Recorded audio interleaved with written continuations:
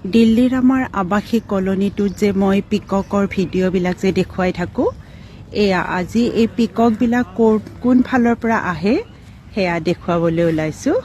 এইফালে কোনে ক'ব এয়া দিল্লীৰ একদম মাজমজিয়াত থকা এটা আৱাসিক এলেকাৰ এয়া পিছফালৰখিনি এনেকৈ ইয়াতে বহুতবিলাক এয়া একদম তালৈ আহি থাকে। ইয়াৰ পৰা এই পিককবিলাক আহে, বহুত আছে। বেছি ভিতৰলৈ যাবলৈ ভয় লাগে। এয়া কিমানবিলাক, এই আৰু দূৰত থকাবিলাক আৰু কেমেৰাত বন্দী নহয় বাৰু।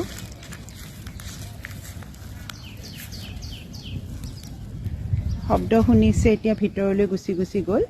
ইয়াতে বৰ ধুনীয়াকৈ ৰ'দ পোৱাই আছিলে, ইমান ভাল লাগে। মই প্ৰকৃতিৰ মাজত থাকি খুব ভাল পাওঁ কাৰণে মইতো মোৰ মেক্সিমাম কেপশ্যন মই দিওঁৱেই, নেচাৰ এট্ৰেক্টছ মি দ্য মষ্ট।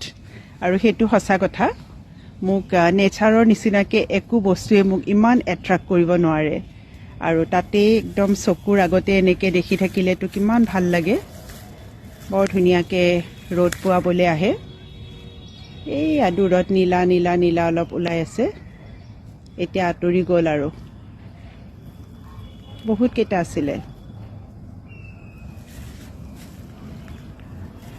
যিখিনি পাইছোঁ ভগৱানৰ আশীৰ্বাদত, সেইখিনি খুব সুন্দৰকৈ উপভোগ কৰিবলৈ চেষ্টা কৰিছোঁ।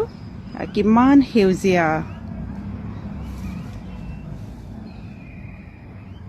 গোটেইখন সেউজীয়াময়। এইখিনি অৱশ্যে পিছফালে দেই, সন্মুখৰখিনি বেলেগ হয়।